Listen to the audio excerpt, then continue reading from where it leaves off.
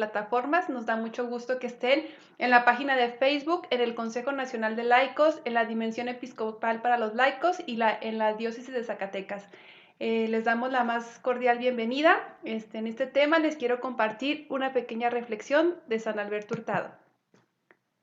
La acción social merece bien la ayuda entusiasta de todos los católicos, ya que su fin último es restablecer, sin revoluciones ni trastornos, sino por la aplicación valiente y sostenida de todos los medios legítimos, la armonía del plan providencial en la sociedad que nos rodea. Una acción social es así concebida, tiene a Dios por aliado, el éxito final les pertenece. Grecia. Muy buenas noches, les damos la bienvenida a todos nuestros hermanos que continúan en este camino en el curso de formación política desde la doctrina social de la Iglesia. Estamos muy contentos de que estén aquí perseverando. Les recuerdo que la plataforma que estamos utilizando permite el control de pantallas y micrófonos y que cualquier duda la pueden ingresar en el botón central de su pantalla que dice preguntas y respuestas. Le pedimos al Padre Miguel Joaquín que nos ayude a dirigir la oración para comenzar los trabajos del día de hoy. Claro que sí. Muy buenas noches a todos, queridos hermanos.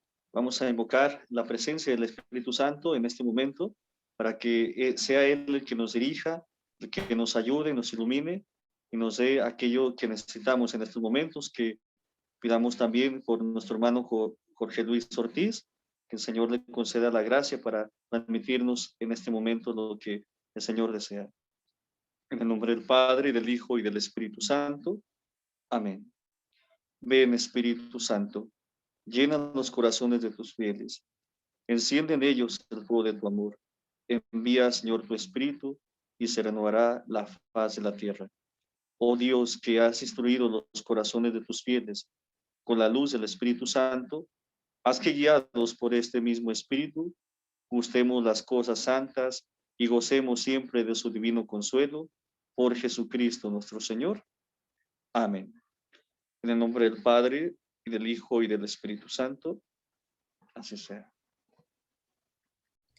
Y bueno, ahora yo tengo el honor de presentar a nuestro conferencista de esta quinta sesión, al maestro Jorge Luis Ortiz Rivera. Él es maestro de Filosofía y Crítica de la Cultura por la Universidad Intercontinental. Es maestro en Educación por la Universidad Tecnológica de México. Tiene un diplomado experto en Pastoral de la Salud por la CELARE de Bogotá, Colombia. Es también licenciado en Filosofía por la Universidad Intercontinental. Es miembro de la Academia Mexicana de la Lógica, de la Sociedad Mexicana de la Academia también Diálogo, Ciencia y Fe. Tiene un diplomado en Tecnologías en el área educativa. Es columnista estable de Boletín Guadalupano de la Insigne Nacional Basílica de Guadalupe. Es director de Filosofía de la Universidad Intercontinental y es docente invitado de la Universidad Pontificia de México y catedrático del Instituto Franciscano de Filosofía y Teología. Y bueno, sin más por el momento, pues tengo el honor de cederle la palabra al maestro Jorge Luis Ortiz Rivera para que nos comparta el contenido de la sesión del día de hoy. Gracias, muchas gracias, Grecia. Gracias, Padre Miguel, Angélica. Gracias a todos ustedes que nos están escuchando. Es ya su quinta sesión. Para mí me da mucho gusto el haber recibido la invitación ya desde hace algún mes. Yo creo que me dijeron que pudiera participar con ustedes.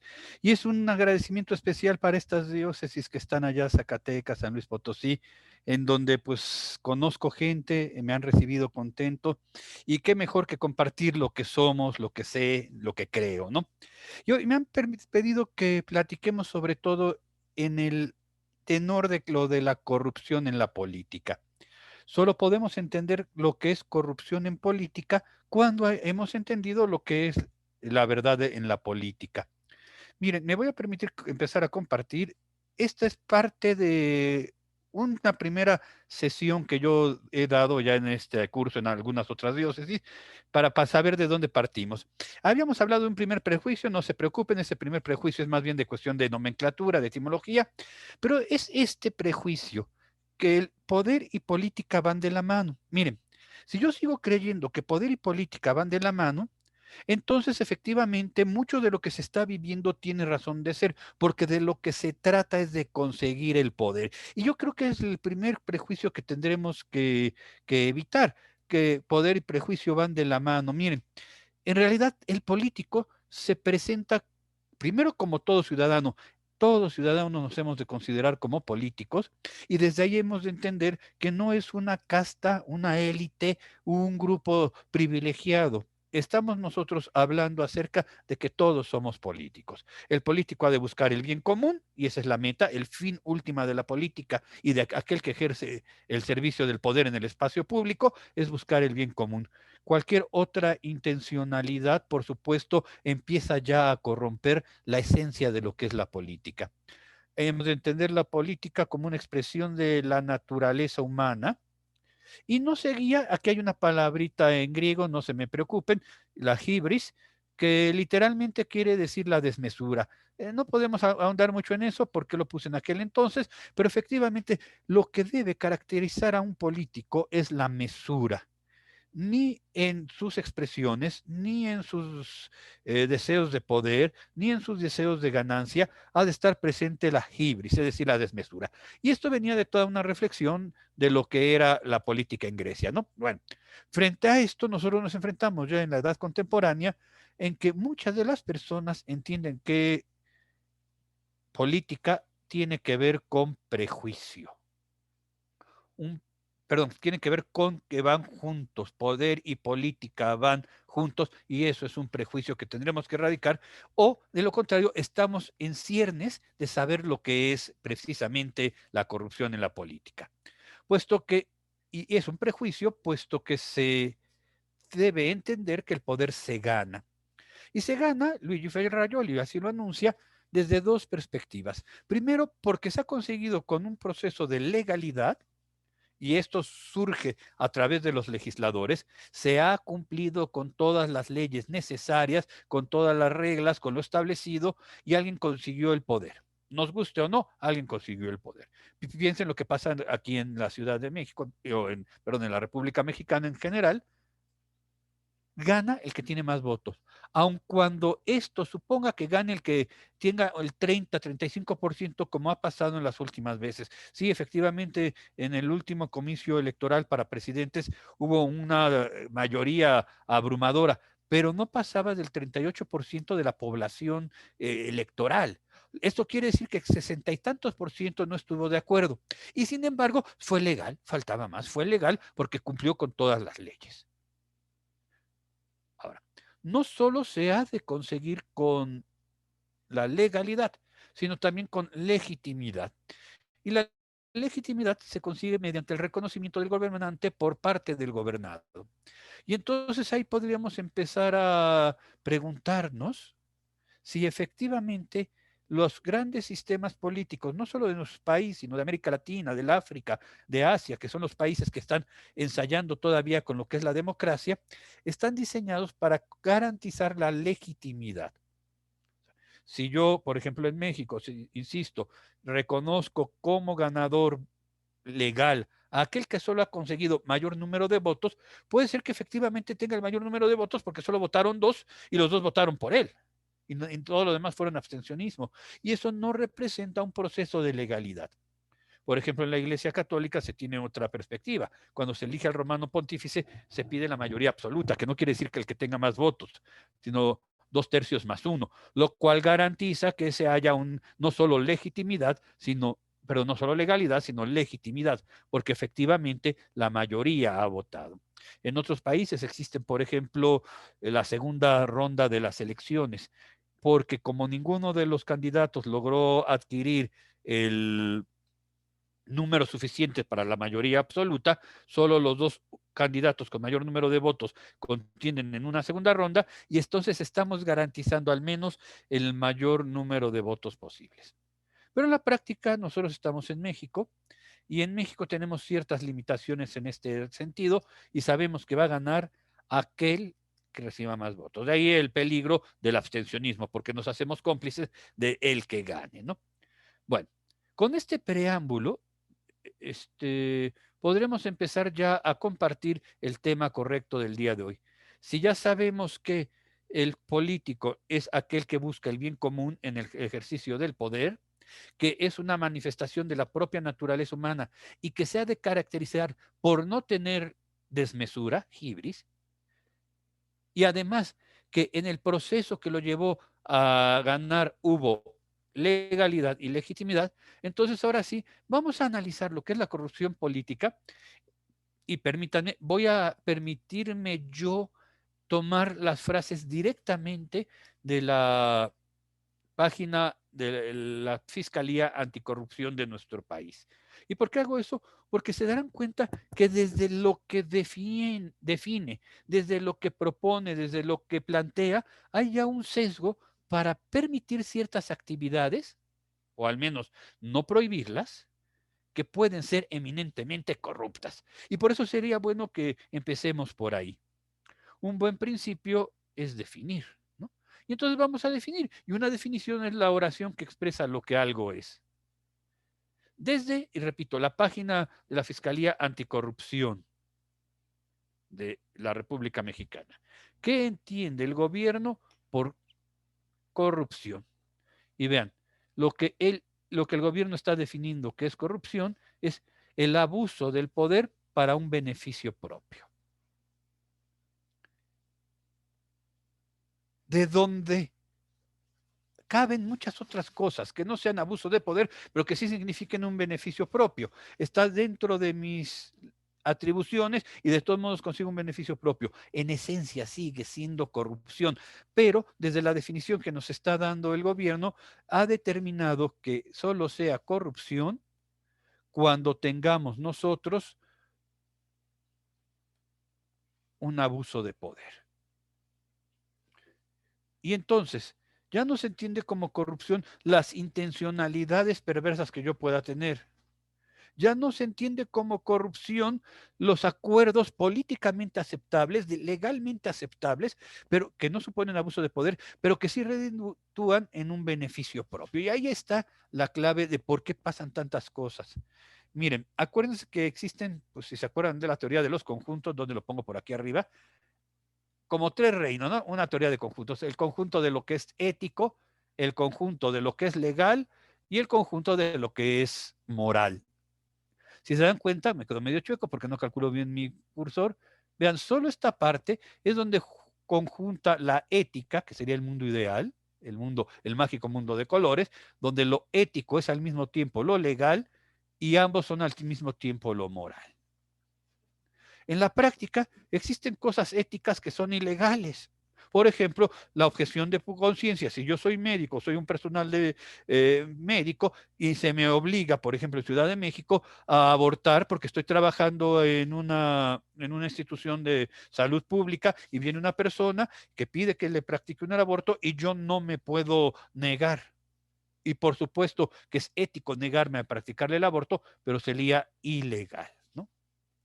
Hay cosas legales que son inmorales. Por ejemplo, los matrimonios igualitarios son cosas legales, pero son inmorales.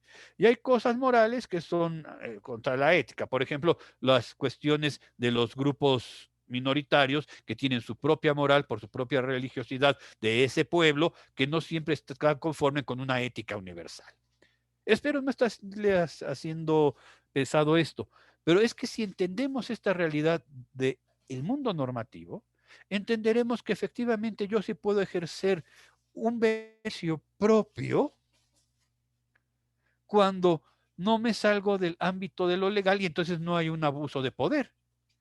Yo creo, mis hermanos, que existe ahí un hueco en la propia definición. Porque sí, efectivamente hay una corrupción cuando la actividad del ejercicio público o del ejercicio del poder en el espacio público, y mejor aún, el ejercicio de la autoridad en el espacio público, se utiliza en beneficio propio o propio puede entenderse como grupal, partidista, y no necesariamente incurrir en un abuso de poder. Este es un punto en donde debemos estar atentos, porque si así se definen desde el principio, se darán cuenta que las cosas pueden seguir de mal en peor, ¿no? Siguiendo siempre con el documento que le estoy citando de qué es la corrupción en la página de la Fiscalía Anticorrupción, nos dice que según la cantidad de fondos perdidos y el sector en que se produzca, la corrupción puede ser corrupción a gran escala, menor o política. Ya el que yo divida los tipos de corrupción parece ser que en la maldad o en el vicio puede haber jerarquías. ¿Se acuerdan de esa frase? ¿Y qué? Los otros robaban más. Tengan cuidado, porque entonces estas divisiones nos están permitiendo entender que sí, hay una corrupción que se tiene que perseguir ipso facto, la corrupción a gran escala. Ya la corrupción menor, bueno, habrá que irla tolerando, habrá que irla combatiendo, habrá que irla persiguiendo, pero los esfuerzos institucionales, económicos, jurídicos, van encaminados a atender la corrupción a gran escala, que parece que es la que nos interesa. Miren, no porque efectivamente alguien que tenga la posibilidad de ejercer el poder a gran escala robe mucho, exonera a aquel que esté en menor escala que robe poquito. Y parece ser que desde el documento así lo permite, ¿no? Vamos a empezar. La corrupción a gran escala, nos dice este documento que les estoy citando, se refiere a los actos cometidos en los niveles más altos de poder, los niveles más altos de poder del gobierno, que involucran la distorsión de políticas o de funciones centrales del Estado y que permiten a los líderes beneficiarse a expensas del bien común. Entonces, es a gran escala en la medida que de quienes los ejercen son sobre todo personas del más alto nivel, funciones centrales del Estado, ¿no? En los niveles más altos, la presidencia, la gubernatura, las secretarías de Estado. Y esto provoca que los líderes de ciertos partidos, de ciertas facciones, de ciertos grupos en el poder, se beneficien de una u otra manera. En tanto que los objetos de trabajo, las cantidades con las que están funcionando suelen ser mayúsculas, millonarias, y entonces le llamamos a gran escala. Habría que ver en el fondo que es a gran escala en la medida que por el grado que tienen, y eso no lo dice el documento, en la medida en que el grado que tienen, cualquier acción de desviación de una rigurosa ética profesional del servidor público supone un grave atentado a la estabilidad de la nación, a la moralidad de la nación, al erario público, por poco que se hayan robado, ¿no? Permiten beneficiarse a expensas del bien común, pero por el nivel que tienen, nos encontramos en posibilidades de tener pingües ganancias, ¿no? Y eso es como lo define. El documento también define por este lado la corrupción menor, y háganme ver como si matar poquito o robar poquito fuera aceptable, ¿no? Le habla ya un abuso cotidiano de poder por funcionarios públicos de bajo o mediano rango, llamémosle el burócrata de escritorio, al rango de interactuar con los ciudadanos comunes, quienes a menudo intentan acceder a bienes y servicios básicos, de los cuales por supuesto se tiene uno derecho, tanto como hospitales, escuelas, departamentos, las licencias, los pasaportes, etcétera, y se ve entorpecido el proceso de manera tal que ya sabemos cómo solucionarlo. Debajo de los papeles ponemos algún billetico de colorido morado, ¿no? Porque ya no aceptan de los azulitos, a no ser que ahora sean los billetes de 500 pesos que vuelven a ser azules, pues entonces así se acelera el proceso. Amigos míos, compañeros de la universidad que tienen la oportunidad de trabajar en juzgados, entienden cómo hay que conchavarse a la encargada o al encargado del archivo para traer el expediente y hacer expedita la justicia. ¿Se dan cuenta? Este tejemaneje, estas triquiñuelas en los mostradores están definidas por el documento de la Fiscalía Anticorrupción como una corrupción menor, ¿no? Cuando son, si les sumamos el número de personas que van a todos los días a hacerse una licencia, o van a hacerse un pasaporte, o van a pedir derechos en una institución de salud pública, etcétera, si esto no se controla, y en teoría lo están controlando, pero muy en teoría, pero desde como lo plantean, corrupción menor, el adjetivo, la palabra dice mucho, ¿no? Entonces parece que no es importante. Acuérdense ustedes que en el uso de la palabra tendremos nosotros también la posibilidad de expresar un campo de valores axiológicos, ¿no? No es lo mismo decir aborto que decir interrupción voluntaria del embarazo, como si se interrumpiera y se pudiera volver a continuar, ¿no? Pues, pero, ¿se dan cuenta? Ya les suavicé el asunto. Cuando yo llamo la corrupción menor, parece ser que sobre estos tipos de corrupción sí hay que tomar cartas en el asunto, pero con calmita. Hay que atacar la corrupción mayor. Nos enfrentamos entonces a lo que nos interesa, a lo que nos trajo aquí hoy, la corrupción política, que es una manipulación de las políticas institucionales y tengamos cuidado, cuando se manipula incluso la constitución de, pues si legalmente no puede proceder, entonces hacemos una modificación a la constitución, mucho cuidado, porque a lo mejor estamos presenciando un momento de corrupción y no somos capaces de decir, pues simplemente hacemos una enmienda constitucional para que quede a mis intereses. Incluso puede ser intereses no necesariamente egoístas, pero que no está siguiendo las reglas básicas de un Estado de Derecho. Entonces, en la manipulación de políticas e instituciones, reglas, leyes, normas de procedimiento en la asignación de recursos y financiamiento por parte de los responsables, se abusan cuando estos deciden a quién entregar estos recursos y a quién no, sin hacer un uso adecuado de los procedimientos. Procedimientos que han de ser, en todo caso, siempre abiertos, legales, reconocidos por todos. Cuando nos hemos acostumbrado a vivir en una cultura de la corrupción, parece lo más normal. Y para allá va la plática, a tratar de entender cómo el pensar que esto es así, el horadar la moral ciudadana, permitiendo entender que solo hay que castigar a los grandes jerarcas o a los que piensan diferente de nosotros y no desde nuestra propia existencia, eso es lo que puede conducir a una ampliación de lo que entendemos nosotros como corrupción política. Porque si dijimos al principio de esta sesión, ojo, los políticos somos todos los ciudadanos, entonces, la corrupción política empieza desde que yo no quiera sacar el bote de basura, cuando tenga que pasar el camión y deje por ahí botado.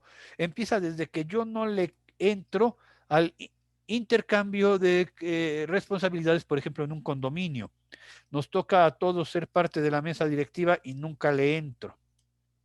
O si le entro, lo hago con otra trincuiñuelas. A ver, la corrupción, lo que estoy diciendo, la corrupción empieza así, a pie de banqueta, al pie de tu casa.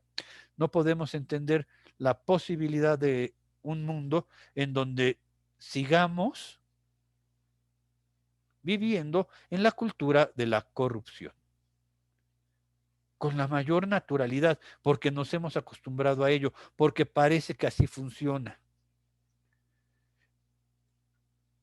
Bueno, este es una plática que tendría que tener aparte, ¿no?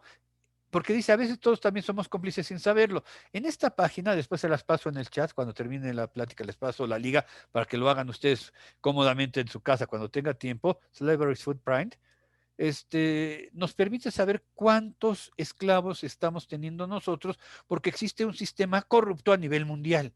Ay, yo tengo esclavos, yo no tengo esclavos, yo sí le pago a mis empleados. Oye, es que por cada celular que tienes, por cada televisión que hay en tu casa, por cada computadora que haya, hay un número de personas que están viviendo en situación de esclavitud para que esto pueda salir en el mercado. No me refiero específicamente, por ejemplo, a los maquiladores, que ya sería condiciones infrahumanas, pero aún peor, en condiciones de esclavitud.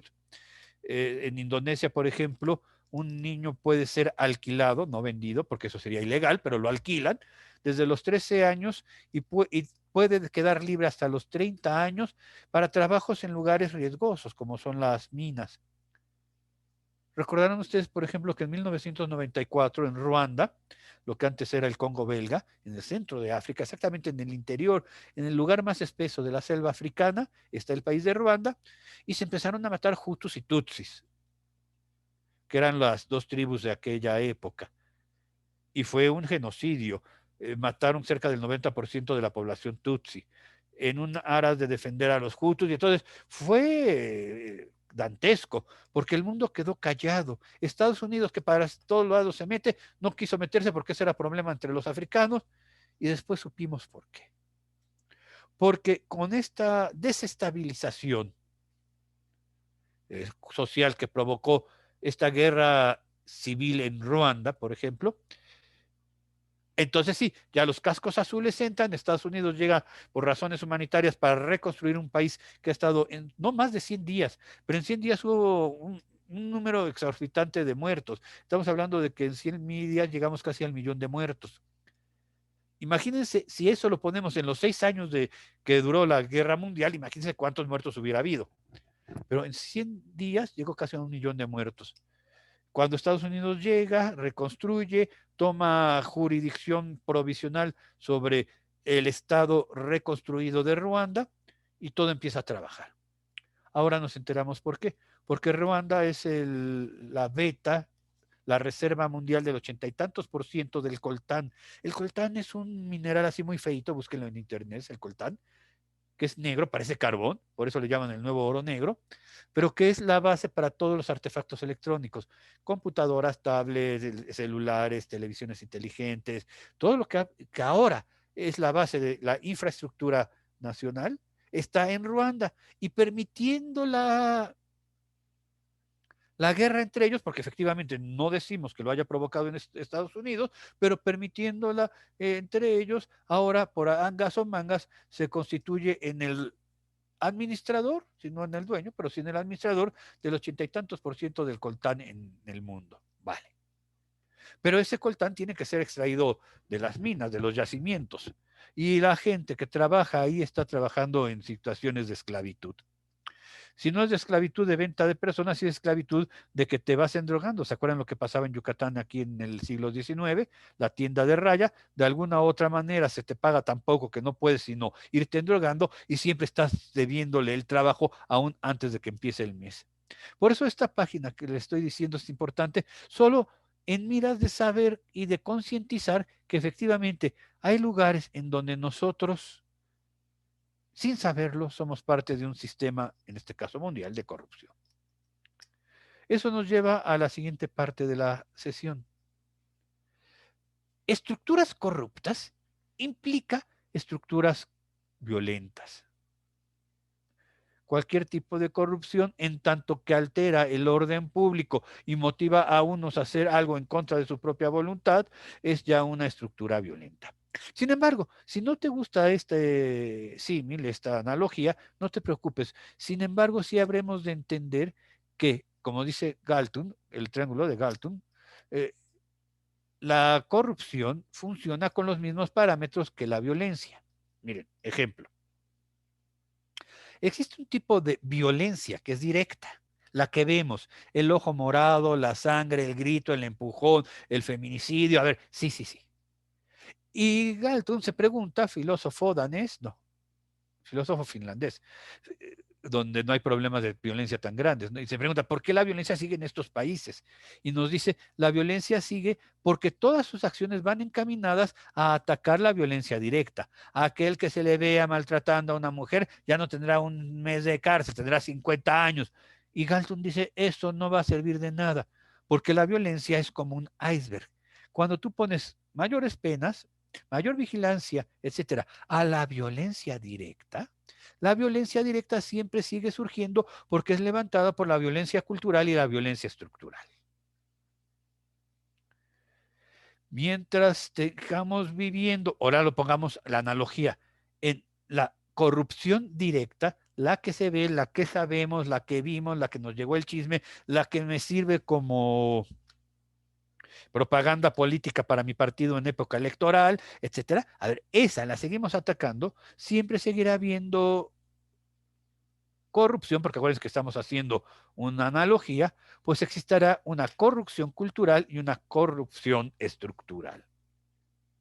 Si hemos de entender a la política como un sano ejercicio, es porque erradica cada vez más la en este caso, corrupción cultural y la corrupción estructural. Miren, bueno, regresemos al ejemplo de la violencia porque es mucho más palpable, después lo aplicamos a la corrupción. Violencia directa es el ojo morado, dijimos, ¿no? Es la sangre, son los mayugones, es el empujón, es el grito, es el aventar el coche, ¿no? Porque alguien no se fijó qué hizo y entonces lo rebaso y me le cierro. Eso es violencia directa. Puedo ponerle muchos años de cárcel, mucho dinero de multa, mientras no erradique una situación social estructural que favorece eso, porque no hay suficientes policías, porque la policía está corrupta, porque no está tipificado el delito, porque usted ni mando, esa es la estructura que favorece la violencia directa, seguirá habiendo violencia directa. Pero si además no quito violencia cultural, la violencia bien vista, la violencia entendida como forma de vida, entonces seguirá habiendo violencia. Hagamos ahora el traspaso. Yo puedo ir tras las grandes presas de la corrupción nacional. Sí, puedo ir y los ataco, pero no transformo la estructura que permitió eso, ni la manera corrupta cultural de entendernos que pasa en México. Entonces siempre habrá corrupción directa, que se reflejan en comportamientos determinados basados en ciertas actitudes y negación de ciertas necesidades. Hay un texto, los invito a que lo busquen, googleenlo, no hay problema, en el internet está, ya tiene algunos años, ustedes a los de mayor edad lo recordarán, de un periodista ya de los años 80 que se llamaba Guillermo Ochoa. Cuando sale de televisión y todo eso, pasa al periódico El Universal o al Excelsior, a uno de esos periódicos, y en una de las columnas de un día publica un texto que yo creo que deberíamos leerlo, que se llama Te conozco gandallita. Empieza Guillermo Ochoa a platicar de, yo iba muy quitado de la pena por Paseo de la Reforma, que era por donde él vivía, de las lomas hacia abajo, ¿no? Iba yo bien quitado de la pena viendo y te vi pasar. Y vi que te acercaste al propósito para que con el charco mojaras a las personas que estabas esperando el camión. Y ahí empieza su reflexión. No te conozco personalmente, pero te conozco gandallita, y así se llama el artículo, ¿no?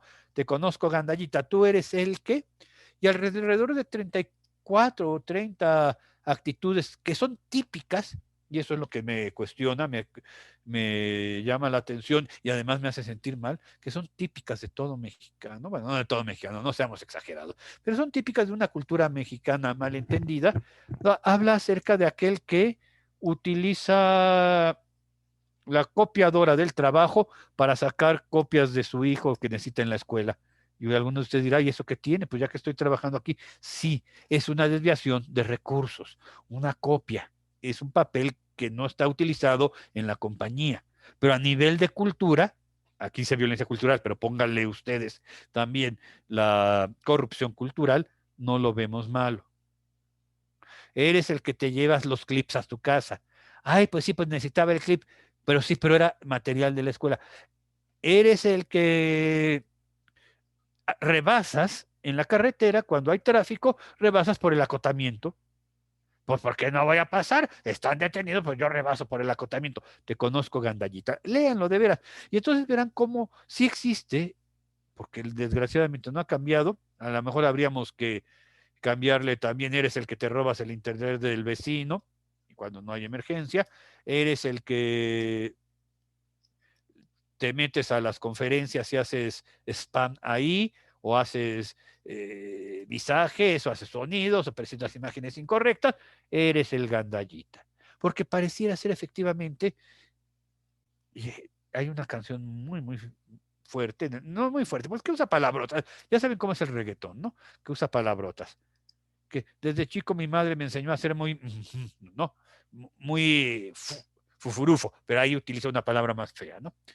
Oigan, y está haciendo un panegírico, es decir, una defensa a que una madre eduque a un hijo a que nadie le vea la cara en términos de ser un fufurufo, ¿no? Eso utiliza otra palabra ahí. Como si eso fuera normal y no eduque en aras de ser un hombre de bien. Bueno, ¿seguimos educando así? ¡Ay, ese es mi hijo! Al menos no le van a ver la cara. Oye, estás creando la réplica de lo que es la corrupción. Y la corrupción en política tiene sus raíces, trabaja, funciona y se reproduce precisamente porque existe una violencia cultural. Amparada sí, bueno, perdón, una corrupción cultural, amparada sí en una corrupción estructural. Si ya sé cómo es el IMSS, y perdónme que lo diga, pero algo está pasando en el Instituto Mexicano del Seguro Social o en Salubridad, bueno, ahora en el en el Instituto para el Bienestar, algo está pasando en el ISSSTE y en todas estas instituciones de salud pública que ha hecho que culturalmente se acepte algo que no debería ser aceptable, porque es un acto de corrupción, te están robando tu tiempo. Para ser atendido necesitas hacer 3, 4 horas de fila, de ficha. Algo está pasando mal. O sea, ¿qué es lo que está pasando? Comparto con ustedes una experiencia. De emergencia me tuvieron que operar de una hernia, pues. No es en realidad un procedimiento muy, muy riesgoso, pues, pero es una cirugía mayor. Aquí no estamos para negarlo, pero era una cirugía mayor. Y bueno, pues efectivamente tengo un seguro de gastos médicos mayores, me atendí en un hospital particular y después cuando tuve que ir al IMSS para que me dieran la incapacidad, porque implicó casi un mes de retiro de mis actividades, tenía, ¿qué será? 8 horas de haber salido del hospital y al otro día tuve que hacer cita desde las 6 de la mañana, formado recién con cirugía, porque nadie puede además hacer la fila y esperar a que me atendieran cerca de las 13 horas, 1 de la tarde, ¿no? ¿Qué está pasando? Que todo el mundo se queda tranquilo porque así son las cosas. A eso es a lo que yo llamo corrupción cultural.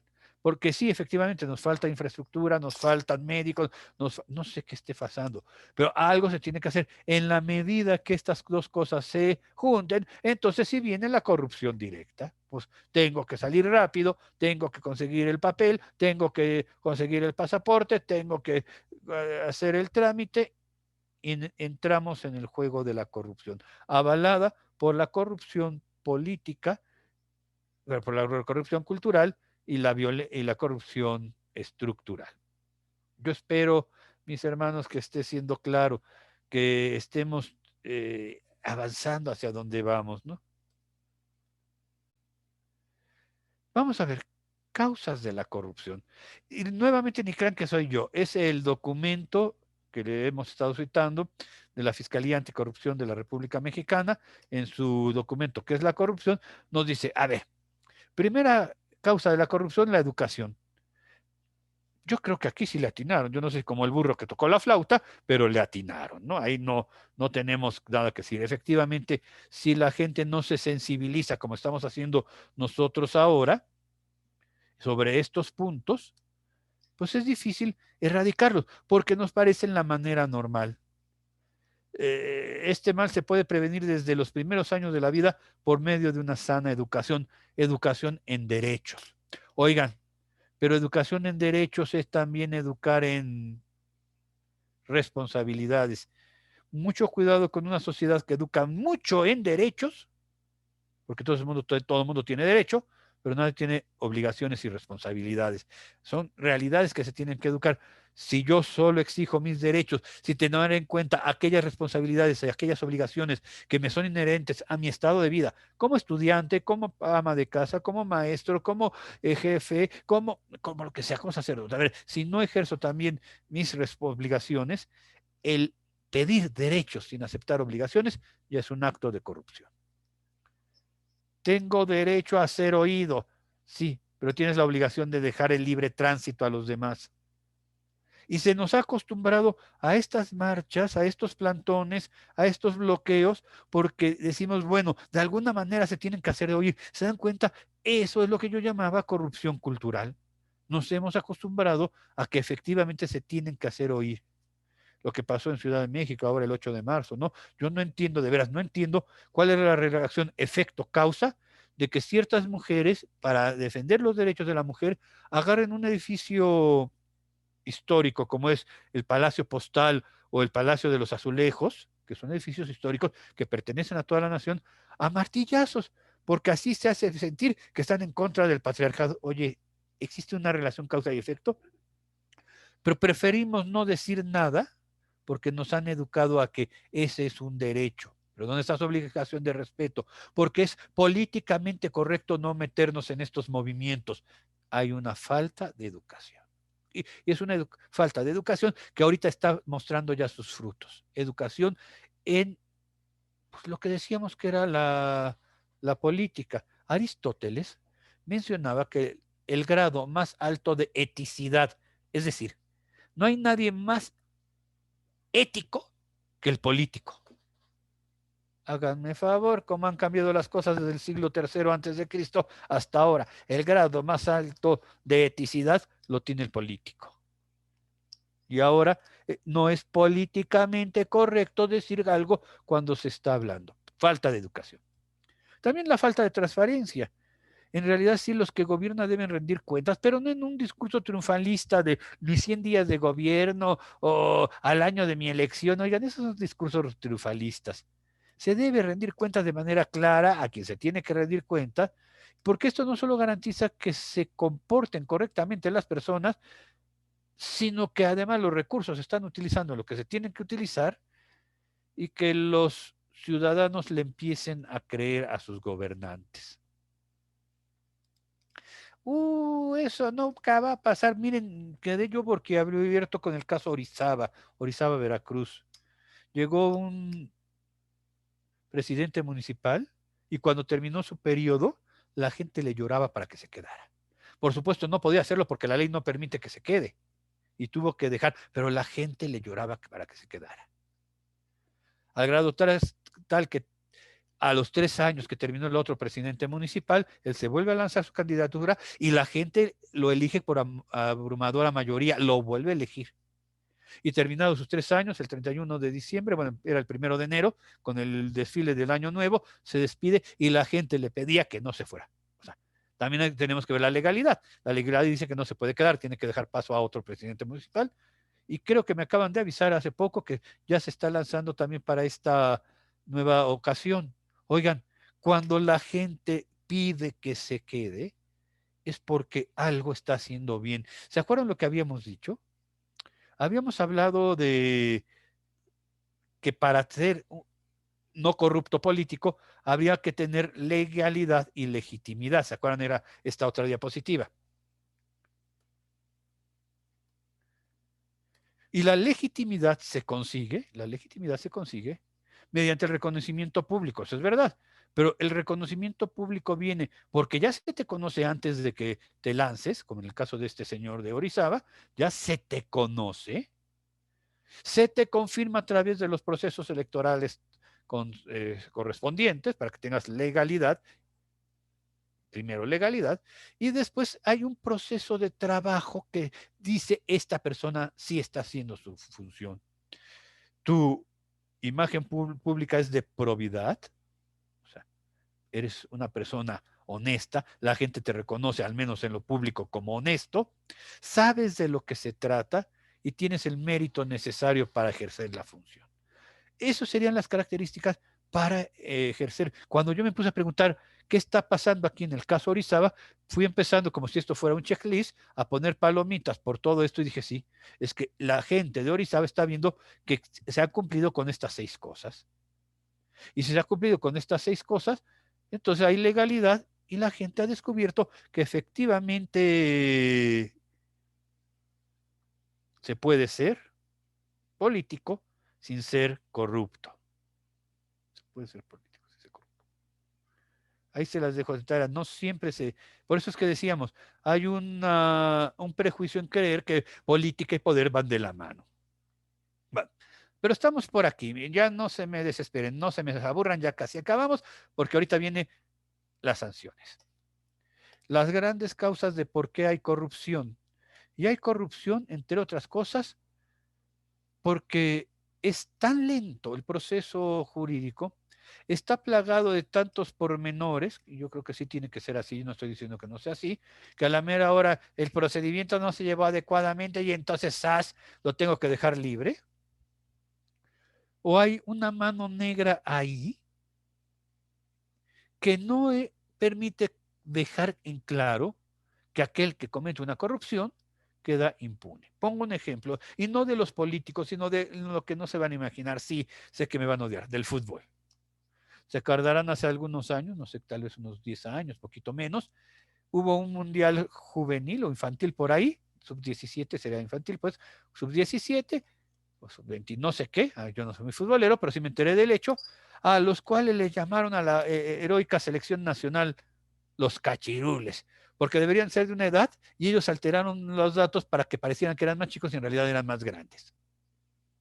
Por supuesto, la FIFA sí puso su sanción, no sé qué, pero cuando llegaron a México, siendo así que habían puesto el nombre de México hasta los suelos, nadie metió a nadie a la cárcel.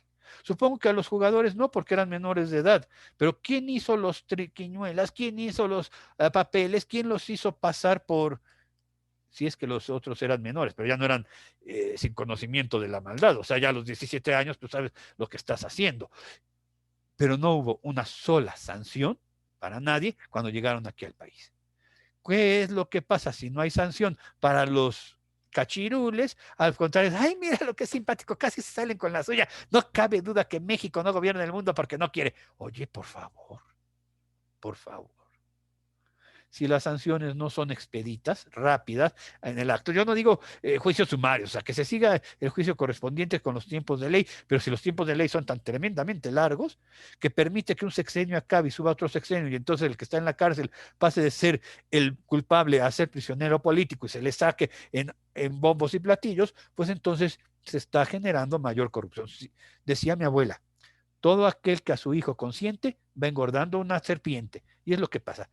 Si no se sanciona la corrupción, se genera más corrupción.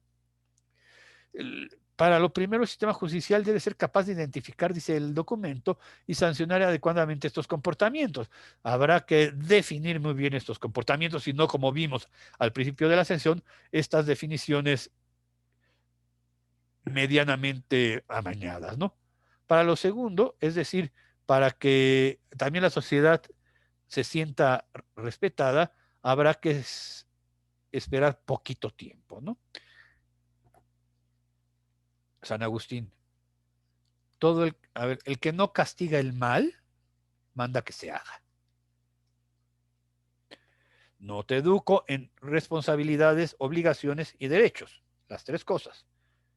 No soy transparente en lo que hago. La gente tiene dudas de lo que está pasando aquí. Y además, no hay unas sanciones en el término de consecuencias directas por un acto de corrupción en todos los niveles, y no solo el político, en todos los niveles. Repito, lo de los cachuriles, y nadie hubo problemas. Me acuerdo dando clases yo que mandaba a llamar a papás, era una escuela preparatoria, yo era el encargado de la disciplina, y tu hijo cometió plagio. Esa es una palabra, lo estás mancillando, lo estás no sé qué. Es que se robó la información y la plasmó, copió en un examen. Sí, pero no es un plagio, pero plagio es palabra mayor. ¿Se dan cuenta? Empezamos a suavizar las palabras y entonces hay una línea de impedimento para que se pueda sancionar un acto de corrupción. Y parece ser que el que no tranza no avanza es la norma de vida de ciertos mexicanos. Ahora, causas jurídicas de la corrupción, nos dice el documento, la falta de una regularización específica en la materia. Sí, apenas está empezando la Fiscalía Anticorrupción. Óiganme, es que qué necesidad de tener una Fiscalía Anticorrupción si los sistemas judiciales hicieran su trabajo. Si los padres de familia, los maestros, los médicos, los burócratas, los funcionarios públicos hicieran su trabajo. ¿Qué necesidad? Las leyes tendrían que ser y no una fiscalía. El incumplimiento de las leyes ya existentes. Leyes poco claras que permiten interpretaciones y discrecionalidad del funcionario público. Acuérdense que en derecho la discrecionalidad jurídica es el último recurso al que se tiene que llegar. En un estado de derecho, las leyes no están a discreción del juez, porque eso es muy riesgoso. Puede ser que el juez tenga una buena intuición jurídica, una buena preparación en jurisprudencia, pero es lo último a lo que se tiene que llegar. La ley tiene que ser tan clara que no tenga que entrar la discrecionalidad del juez. Falta de oportunidad de la sanción penal y la legislación penal incompleta y obsoleta. incompleta y obsoleta. Corrupción que se hace ahora por redes sociales, que se disfraza como derecho a la libertad de expresión, porque no hay una ley que lo manifieste. Indicaciones de alto nivel para que no se regule la Internet, porque conviene. Ok, todo eso son causas jurídicas de la corrupción.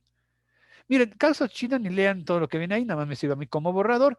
Es importante, a principios de este milenio, Hong Kong deja de ser un territorio británico y pasa a ser otra vez caso de la China, ¿no? Un territorio de la China.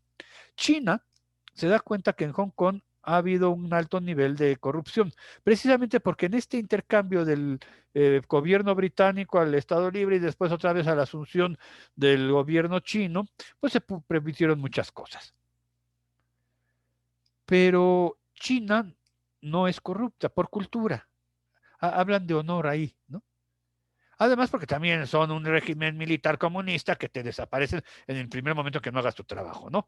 Los funcionarios corruptos de hace que fueron 2 años, 3 años, que fueron encontrados culpables y fueron mandados a ser fusilados al paredón. O sea, ahí no se andan por las ramas.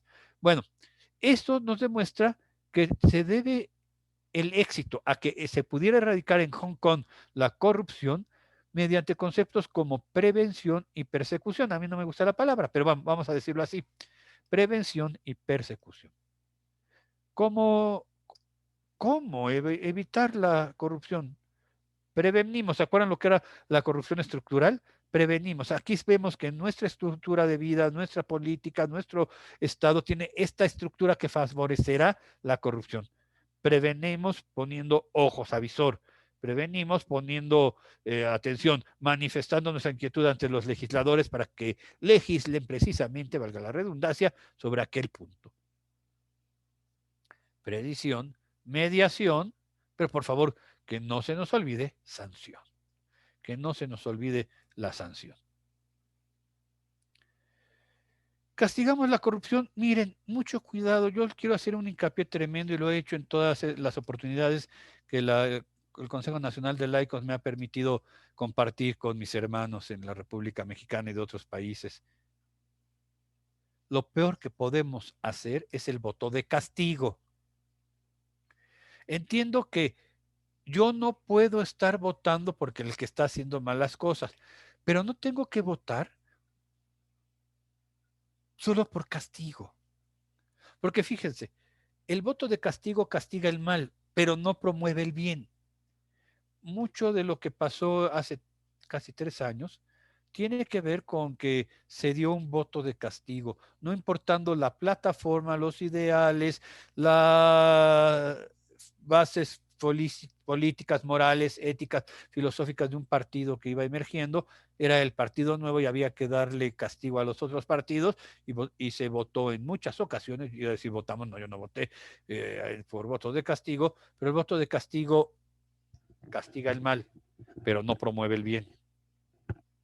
Cuando, por ejemplo, en una casa tu mamá te enseña a odiar la mugre, hay sanciones por la mugre, pero nunca te enseñó a ser limpio.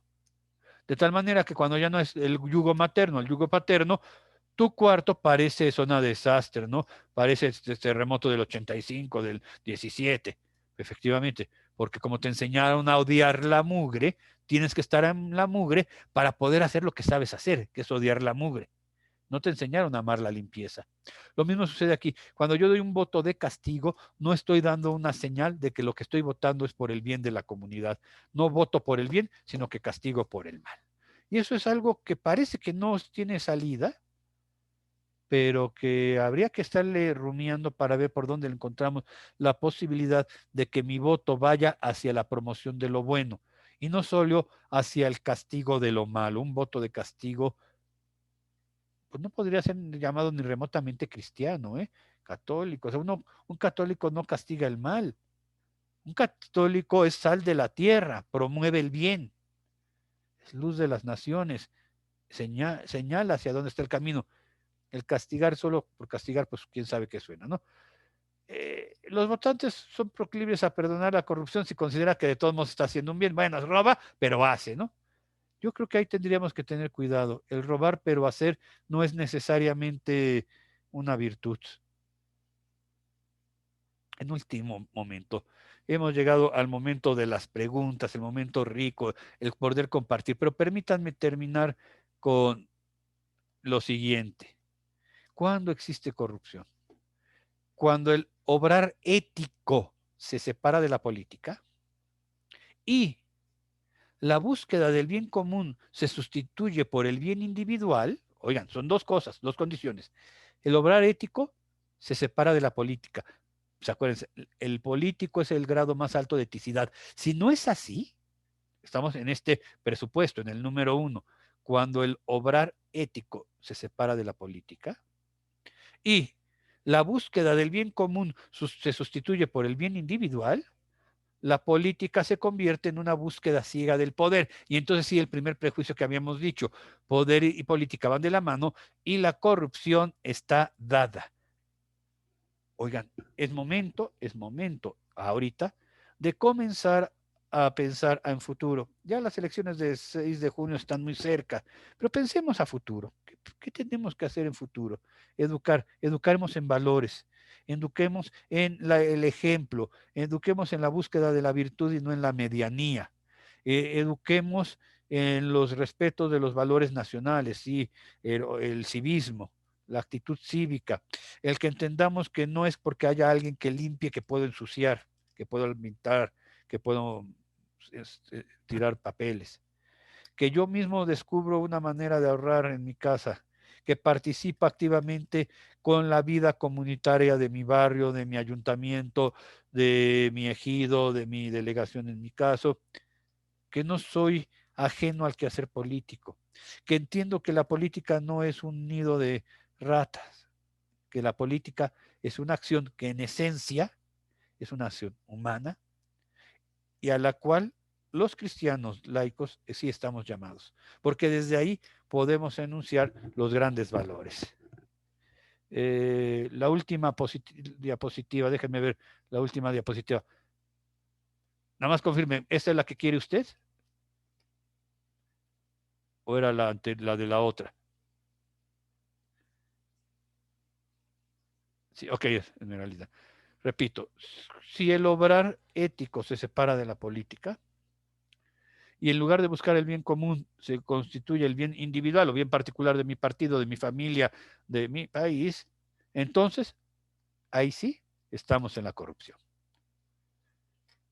Pues eso es, mis queridos hermanos, los que tenía planeado para tener un tiempo suficiente de intercambio de ideas y espero no haberlos aburrido y haber despertado la necesidad de conciencia de que aquí estamos, somos cristianos y somos muchos, así que podemos hacer un gran cambio. Gracias, muchas gracias. Angélica, le cedo el micrófono para que organice esto. Sí, muchas gracias, profesor. Voy a comenzar a compartir las preguntas que nos están haciendo nuestros hermanos que están participando en esta formación. Una de las preguntas es que habló sobre ciudadanos comunes. Entonces ahí hacen la referencia si al hablar de ciudadanos comunes se hace una distinción entre los no comunes, o sea que si hay una diferencia o no simplemente somos ciudadanos. Sí, sí, sí, esa es la idea, que nos quedemos la idea que la política es para todos, que no existen ciudadanos comunes. Cuando yo dije ciudadanos comunes fue más bien no aquellos que son ciudadanos que ya están ejerciendo el poder. Bueno, son ciudadanos también, pero se dan cuenta que cuando alguien ha sido elegido para un puesto de elección popular, ya no es un ciudadano común, ya tiene una responsabilidad ante la nación. Ya no es que es mi vida privada, eso no es cierto, él es un hombre público y mucho de su vida privada, no todo, pero mucho de su vida privada se hace como público, ¿no? Miren, por ejemplo, cuando se habla de secreto, la fuerza del secreto, tenemos el secreto natural, el que la misma naturaleza de las cosas implica que es secreto. Después viene el secreto confiado. Te enteraste de mi secreto porque primero te hice prometer que me lo vas a guardar y entonces ya es más fuerte porque ya hiciste una promesa. Pero después viene el secreto prometido, el que yo prometo que va a darlo aún antes de saber de lo que se trata. Y ahí tenemos, por ejemplo, el secreto profesional. Pero después del secreto profesional viene el secreto de Estado. Y el secreto de Estado es de lo que se tiene que hacer un hombre público. Él no puede decir que en su ética profesional no le corresponde tal o cual secreto, ya tiene más obligaciones. A lo mejor en ese sentido es que yo dije ciudadanos comunes y los que están en el poder. No sé si contesté la pregunta.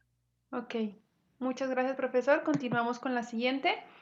Nos dicen, el abuso de poder no es todo aquello que queda fuera de la legalidad, la ética y la moral del Estado, o cómo se puede definir el abuso del poder.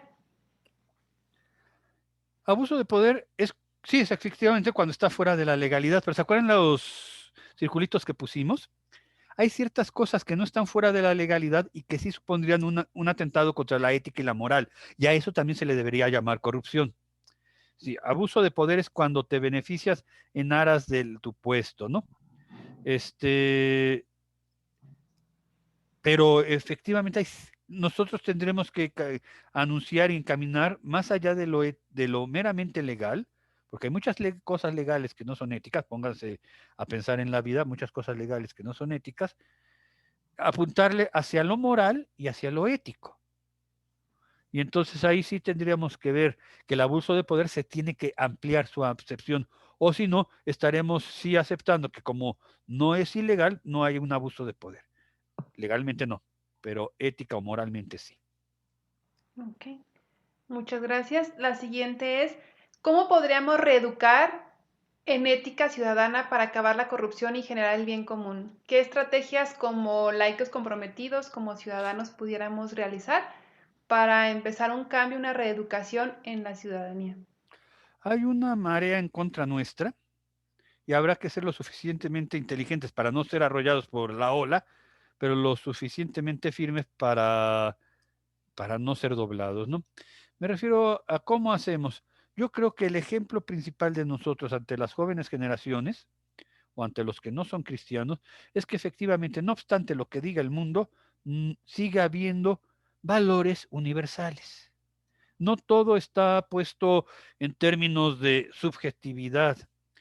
Uno de los grandes riesgos de la posmodernidad y de la pospostmodernidad y del mundo en que estamos viviendo es que ya no hay referencias universales fuertes. Todo está en entredicho, todo es desde el cristal con que lo mira, todo es lo que convenga. Ahora, por un lado, ese es el lenguaje. Por otro lado, vemos gente intolerante que con antivalores cristianos quieren regobernar el mundo. Es que tendríamos que empezar a ver, ciertas cosas no se transigen. Puedo transigir, por ejemplo, en lo que, ¿se acuerdan cómo era la regla? En lo esencial, unidad. En lo accidental, tolerancia. Y era de los santos padres de la iglesia, ¿eh? Cuando se están peleando, por ejemplo, San Agustín va de Milán a Roma y se espanta porque San Agustín se hizo cristiano en Milán, desde Tagaste en Túnez sube hasta Milán, se espanta cuando llega a Roma que ven otro rito. También son católicos, pero el rito romano es diferente al rito de Milán, que por eso se le llama el rito ambrosiano, ¿no? San Ambrosio fue el que lo bautizó. Entonces, espantado, le escribe a su padre espiritual, que es San Ambrosio, y Agustín le pregunta, oye, aquí están haciendo las cosas como yo no conozco, creo que esto no es, funciona así. Y San Ambrosio, muy prudente, dijo, mira, en Roma, lo que los romanos. Pero acuérdate, en lo esencial unidad y en lo accidental amplitud. O sea, hay cosas que tenemos que luchar porque no pueden transigir. No todo el bagaje jerárquico, axiológico, de valores de mis abuelos o de un servidor, tiene que funcionar porque es otro mundo al mundo que se está viviendo hoy. Pero hay ciertas cosas que no tenemos que transigir. Entonces, ¿cómo puedo educar? Siendo el ejemplo vivo que yo mismo no me permito hacer lo que yo creo que es malo. Puedo vociferar en contra de la corrupción, pero yo sí suelto la mordida para agilizar el trámite. Aquel que me está viendo, ya no estoy educando en valores. Habremos de recuperar la fuerza de las palabras, ¿no? No las suavicemos. Si hay que decir asesinato, se dice asesinato. Si hay que decir aborto, se dice aborto. Porque hay valores. No sé si han notado lucha, tiene su razón de ser, por esto que hablábamos de lo estructural y de lo cultural, por el uso inclusivo del lenguaje. A ver, Sí, pero no nos perdamos en esos detallitos. El uso exclusivo del lenguaje también tiene que implicar el uso inclusivo de todos los valores que son tradicionalmente cristianos para nosotros, ¿no? El respeto a la vida, el respeto al prójimo, el valor supremo de la persona humana, la libertad de conciencia, son valores que nosotros como cristianos son, digamos, sello cristiano y que no debemos dejar de transigir, ¿no? Yo creo que ahí sería, no transijamos en lo que no se tiene que transigir.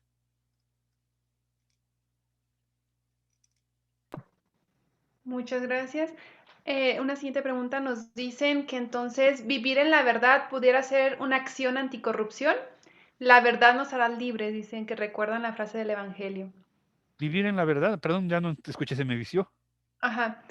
Nos comentan que si vivir en la verdad y la verdad es también una acción anticorrupción. Sí, sí, sí, desde luego. L- La verdad no se lleva con la corrupción. Decía Pablo VI, creo que era Pablo VI, sí. No encuentro cómo hacer convivir pecado con santidad. Aquí también no encuentro cómo hacer vivir corrupción con lo que es la verdad. Si la verdad te hará libre, hay que saber vivir en la verdad. Quien vive en la verdad no actúa con las obras de las tinieblas, ya que hace referencia al Evangelio este hermano, esta hermana. Efectivamente, sí, las obras de la verdad son obras de la luz y se pueden decir.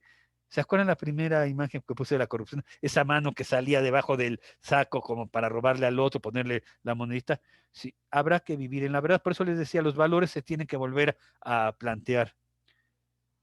Nadie que intente buscarle segundas intenciones a un hecho o de justificar algo que a todas luces es malo, está viviendo la verdad. A eso se llama corrupción también. Nos comentan qué documentos del magisterio, además de los fieles cristianos laicos, pueden servir de orientación en el tema. Supongo que se refieren a cierta bibliografía que se puede ampliar el conocimiento en este tema. Sí, cuando el Vaticano II termina sus documentos, yo creo que lo primero que tendríamos que leer es la Lumen Gentium, ¿no? La luz de las naciones, ¿no? La Lumen Gentium, donde se habla de la vocación del laico a la vida política. Consigamos también el catecismo de la Iglesia Católica, ahí también se habla de nuestra vocación del laico a la Iglesia, a la vida política, ¿no? La vocación del laico a la vida política, perdón, era lo que quería decir. La Lumen Gentium, a ver, y ya que estamos en esto, leamos, por ejemplo, Veritatis Splendor y todos estos documentos que hablan acerca de vivir en la verdad, el Evangelium Gaudium y todos estos, son encíclicas, sobre todo la de Papa Francisco, muy sociales, en donde reconoce que efectivamente la alegría del que ha encontrado la fe de Jesucristo tiene que ser admitida en las estructuras de la sociedad. Estamos llamados no a ser, y yo creo que eso es muy fuerte, ¿no? Cristianos vergonzantes, ¿no? No hemos de ser cristianos vergonzantes, hemos de salir adelante. El Yucat, no sé si conocen el catecismo para los jóvenes, para la doctrina social de la iglesia, el Yucat también está bien. Es que yo ya no soy joven, no, pues no, es para jóvenes porque lo hace mucho más accesible y no necesariamente tan complicado. Leámoslo, aunque ya como un servidor parezca por detrás San Antonio de Padua, de la falta de cabello, pero bueno, también leemos el Yucat y nos puede ayudar. La labor política. Es que, mire, la iglesia tiene que ser muy cauta a nivel de jerarquía. Entonces va diciendo las cosas como para que, te lo digo Juana para que te lo entienda Juana. A ver, la obligación de la doctrina social de la iglesia está clara en este documento del compendio de la doctrina social de la iglesia y es la búsqueda del bien común. ¿Se dan cuenta? Y si yo dije que el político es el que busca el bien común, en el fondo, el documento completo es una llamada al ejercicio de la política. Es que eres político cuando haces todo lo que implica la doctrina social de la iglesia. Ok. Nos comentan que en el caso de no ejercer un voto de castigo, ¿cómo se le puede sancionar a los partidos que no han hecho bien su trabajo? Sí, ¿cómo se puede sancionar? Sí, habría que quitarle el voto a los que no han hecho su trabajo. Voto de castigo es que no votes porque te da más esperanzas de hacer bien las cosas. A ver, si efectivamente el voto por el actual presidente fue pensado y razonado porque su plataforma política reconocía que había afinidad, si no era igual, al menos habría afinidad entre los ideales de la vida cristiana y los ideales de la vida política, del populismo y no sé qué, pues adelante. Pero si nada más fue porque, es que se dan cuenta, el voto de castigo es, no sé ni lo que dice, pero no es el PRI, si le pongo el mensaje, o no es el PAN, ahora, no es Morena, a ver, ni me entero de lo que están proponiendo ni lo que están diciendo. Ese es el voto de castigo, el que se hace castigando el mal sin pensar a quién le estoy dando el voto. Si efectivamente en un acto de conciencia yo descubro que entre todos los que tengo que votar ninguno me convence, la iglesia es muy sabia y nos dice, cuando la vida no te permite hacer más que el mal, porque efectivamente la vida no es como Disneylandia, el mágico mundo de colores, a veces la vida no me permite sino hacer el mal, la iglesia dice que se haga el mal menor. Pero para poder distinguir cuál es el mal menor, tengo que descubrir cuál es la plataforma que es la menos mala, pues, porque yo sí creo que no votar es peor, porque no votar permite que con los pocos votos de uno o alguien salga ganando y el que no votó se hace responsable también del que sí de lo que se votó el que ganó. Ok. Nos dicen que cómo saber y cómo discernir por quién votar o no votar. Creo que algo de esa misma respuesta nos lo acaba de mencionar, pero no sé si quiera Sí, profundizar. que no nos dé flojera los comerciales políticos. Yo soy el primero que los cambia, pero a la hora de pensar, digo, hay que ver. Pero los comerciales políticos son eso, son propaganda, van a presentar el lado bonito del asunto. Afortunadamente vivimos en una época de mucha facilidad para el acceso de la información. Podemos irnos a las páginas oficiales de Internet de los partidos políticos, de los candidatos, e ir leyendo su plataforma política, sus bases ideológicas, sus propuestas de campaña, ir viendo a ver como que esto no me está sonando. Esto sí puede ser el voto de castigo para este candidato, pero de repente está hablando del derecho irrestricto de las mujeres sobre su cuerpo. Me suena a aborto. Y yo no sé si eso sea el mal menor. Tampoco digo que sea el mal mayor, pues habrá que analizar. ¿Y el otro qué propone? La estratificación de todas las formas de educación, entonces le quita a la iglesia la posibilidad de tener escuela. En ese sentido, lo que me estoy diciendo, seamos un voto leído y fluido. Yo creo que ustedes se tomen la molestia de estar aquí en sábado, un sábado chelero, ¿no? Un sábado de dominó, sábado de box, no sé, sábados de lo que se tenga que hacer allá en Zacatecas, no sé qué sea lo padre de los sábados y estén aquí de 8 a 9 y media de la noche, habla mucho de que quieren formarse y efectivamente el solo hecho de que el próximo 6 de junio, al momento de poner el voto, se queden 3 segundos ahí, a ver, a quién sí conozco y a quién no, eso ya será fundamental. Mucho mejor que nos metamos a las plataformas políticas, que veamos programas de debate, que preguntemos a personas que han estudiado ciencias políticas, tanto de izquierda como de derecha. Aquí yo creo que sí, el cristiano tiene que hablar con todos para hacer su propio criterio. Pero tendríamos que hacer un voto una vez estudiado, digamos, un voto estudiado, que no se haga como se hacía antes por el color, ¿no? Vótale por el de la bandera, ¿no? Hubo muchos problemas ahí. Vótale ya para que cambie. Por el amor de Dios, no votemos por el simpático. O sea, acuérdense lo que le costó a México un yo hoy. ¿Se acuerdan de hace tantos años de hoy? ¡Ay, mira qué simpático, qué agradable, qué nice! A ver, acuérdense lo que decíamos de legitimidad. La legitimidad tiene que ver con la capacidad, con el conocimiento del trabajo. No, por el amor de Dios, no votemos por futbolistas, artistas y todo lo demás. Yo entiendo que como mexicanos tenemos el derecho de votar y ser votados, pero en la práctica, si una actriz que es maravillosa actriz o pésima actriz, es lo de menos, o un futbolista que es maravilloso futbolista o pésimo futbolista, llega a un puesto de elección popular, yo quiero preguntarle, y ahora sí, porque está de candidata aquí en la Ciudad de México, creo, a Paquita, la del barrio, en realidad le quiero preguntar más allá de rata de dos patas, si conoce los 5 pasos para la elaboración de una nueva ley porque va a ser legisladora. Y si no conoce los 5 pasos, ¿qué haces ahí, mijita? Perdóname, qué bueno que eres mexicana, pero creo que si no conoces los pasos para la elaboración de una nueva ley, la promulgación de una nueva ley, pues mejor bye bye, ¿no? No votemos por simpatías así, ¿no? Al menos que sea un conocido, bueno, sí, es que mi tío dice que es buena persona, pero aún así hay que ver si tu tío, que es buena persona, tendrá, si no está bien formada, la capacidad de ejercer su trabajo. Perdón, ya me alargué. Muy bien. Muchas gracias, profesor. Creo que nos quedamos con esa exhortación de la educación, de verdaderamente si los que vamos o los que vayan a puestos que implican un compromiso social, se empiece a preparar en esa forma de educar. Es algo que mi compañera Grecia y yo hablábamos hace unos días sobre esa parte de saber a lo que vamos, a lo que va, a lo que se va a hacer en una Cámara de Diputados, lo que se va a hacer en una presidencia, lo que va a hacer un regidor, lo que va a hacer un senador, qué actividades y qué compromisos van a adquirir y que para eso se necesita formación. También aquí los laicos que tenemos alguna responsabilidad en algunos grupos, movimientos, pues es formarnos para dar una adecuada orientación y poder encaminar a las personas a un conocimiento verdadero y con ese conocimiento que se haga un discernimiento. Entonces nos quedamos con esa exhortación de educarnos para poder construir y reconstruir una sociedad en el amor que nos llama nuestro buen Dios y nuestra fe. Y también en esa conversión propia, porque como usted lo mencionaba, o sea, podemos acusar las corrupciones grandes, pero yo participo de las pequeñas, de la que me he acostumbrado a decir, ay, no pasa nada, o esto es así. Entonces ahí implica un cambio también personal de cada uno de nosotros en ver dónde estamos colaborando para que lo grande se logre, porque nosotros también hemos colaborado en lo pequeño.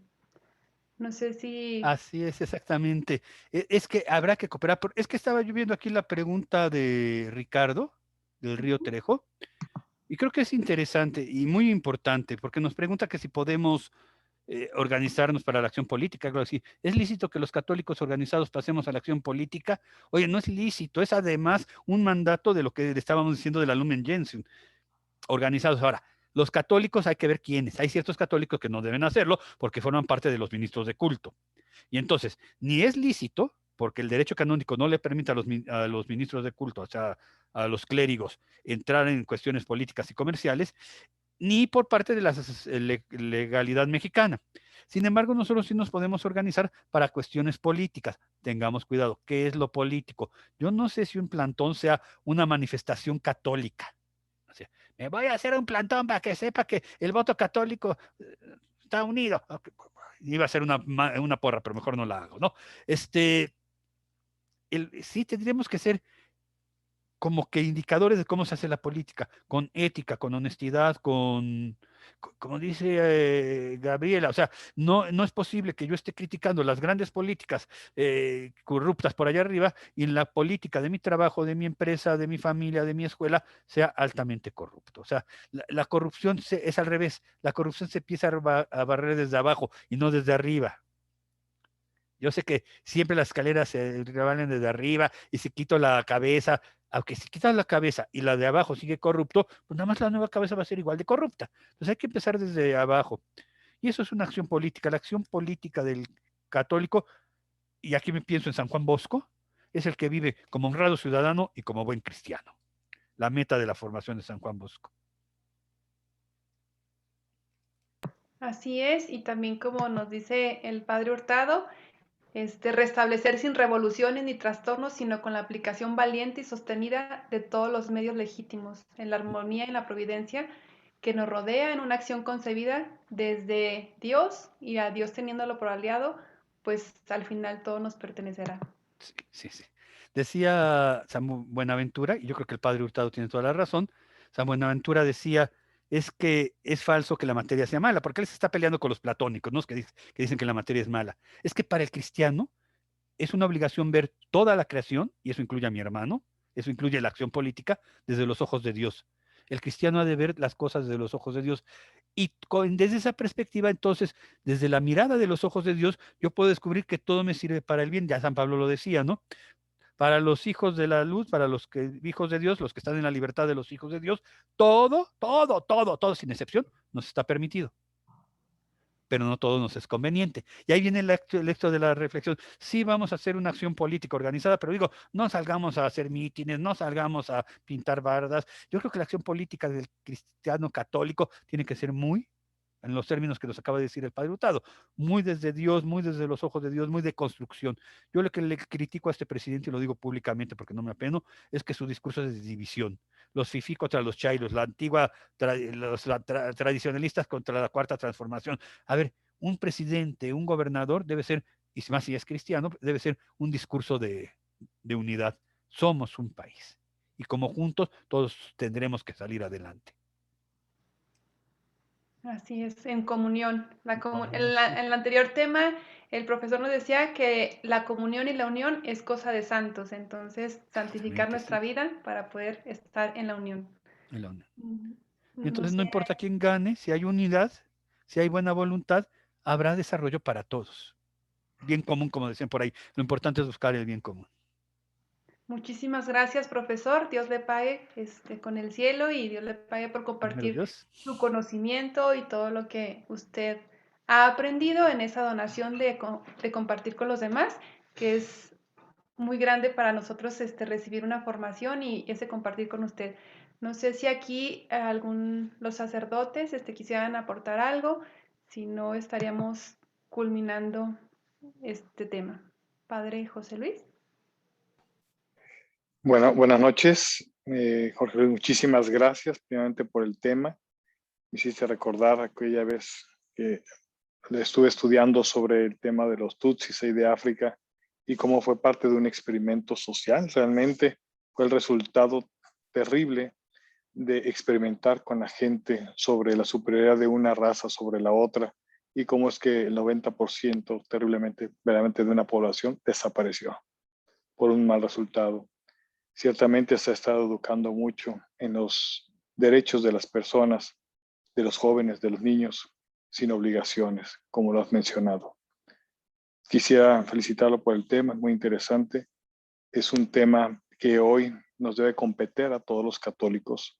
A todos es muy importante vivir en la verdad, vivir no solamente en la verdad, sino también hacer la vida en nosotros, en nuestros trabajos, en nuestras familias, en donde nos encontremos. Realmente la corrupción, si la queremos acabar, empieza desde nuestra casa, desde la educación, desde la formación en los valores, ya que sería muy difícil hablar de no hacer cosas corruptas cuando nosotros mismos a veces mentimos en cosas tan pequeñas, tan simples, pero mentimos y es una manera de engañar. O cuando nosotros mismos les decimos a los hijos, diles que no estoy y estamos en la casa.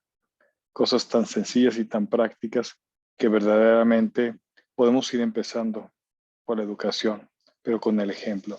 Podemos decir muchas cosas, pero si no las hacemos, difícilmente vamos a poder combatir. Hablamos de la corrupción a gran escala, de los políticos, de las empresas, de muchas gentes, pero no miramos a nosotros en nuestro entorno y lo poquito o mucho que hacemos desde donde estamos. Muchísimas gracias. Muchas gracias, Padre. Gracias a ustedes. Y hoy que comienza el año de la familia, pues la familia no es el problema, es la solución y es la primera que va dando los valores para ir forjando los caracteres e ir forjando al ser humano. Padre José Luis, ¿nos haría el Claro favor que de sí. hacer la oración final? Claro que sí. Muchísimas gracias, Gaby.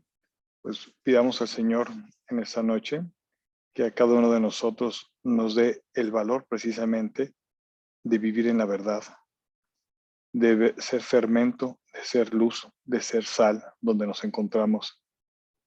Que no nos encontremos de alguna manera aislados de todo lo que es nuestro entorno, sino que seamos realmente participadores. No dejemos que reme nuestra barca, sino que nosotros tomemos el remo para saber dirigir, para saber caminar. Pedimos al Espíritu Santo que ilumine siempre nuestras vidas y nuestros corazones. Pido a la Virgen María, Reina de México, Reina de América, en la advocación de Guadalupe, para que nos cubra a todos bajo su manto y nos dé su bendición en el nombre del Padre y del Hijo y del Espíritu Santo. Amén. Muchísimas gracias y muy buenas noches. Amén, buenas noches. Y a los que nos preguntan para las tareas, el correo de envío es instituto de formación laical @gmail.com para que envíen sus ensayos. Son ensayos pequeños de corazón que me deja en el corazón este tema y a que me compromete. Buenas noches y nos vemos el próximo sábado a las 8 de la noche en las mismas plataformas que tuvimos en este día. Que la Virgen los acompañe y estamos pendientes y seguimos en la perseverancia final de esta formación.